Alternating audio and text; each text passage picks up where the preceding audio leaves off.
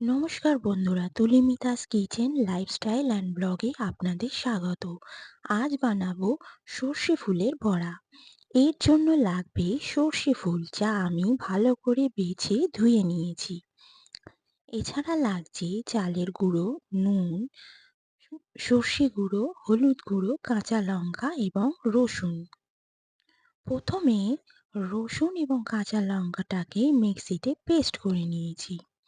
ওই পেস্টের মধ্যেই সর্ষে ফুলগুলো দিয়ে ভালো করে পেস্ট করে নেব। আমাদের সর্ষে ফুল খুব ভালোভাবে পেস্ট করা হয়ে গেছে। এবার এই পেস্টের মধ্যে হলুদ গুঁড়ো, সর্ষে গুঁড়ো, নুন এবং চালের গুঁড়ো দিয়ে খুব ভালোভাবে মেখে নিতে হবে।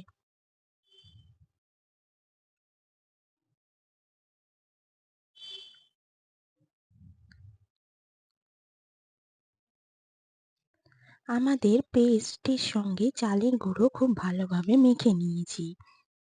এবার গ্যাস অন করে আমরা কড়াই বসিয়ে দিয়েছি। কড়াইটা খুব ভালোভাবে গরম হয়ে এলে তাতে আমরা তেল দিয়ে দেব। তেল খুব ভালোভাবে গরম করে নিতে হবে।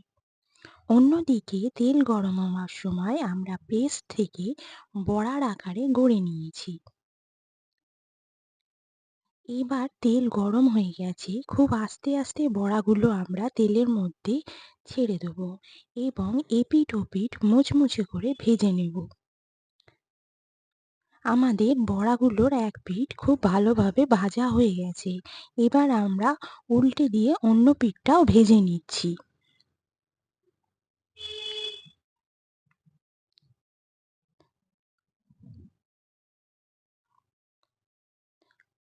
আমাদের খানিকটা বড়া ভাজা হয়ে গেছে। এরপর আবার অন্য বড়াগুলো তেলে দিয়ে একই রকমভাবে ভেজে নেব এপিঠ ওপিঠ করে।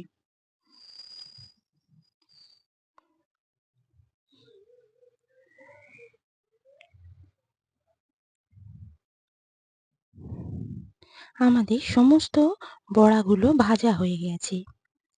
আমরা এই গরম গরম বড়া চা, কফি বা ভাতের সঙ্গেও পরিবেশন করে দেবো।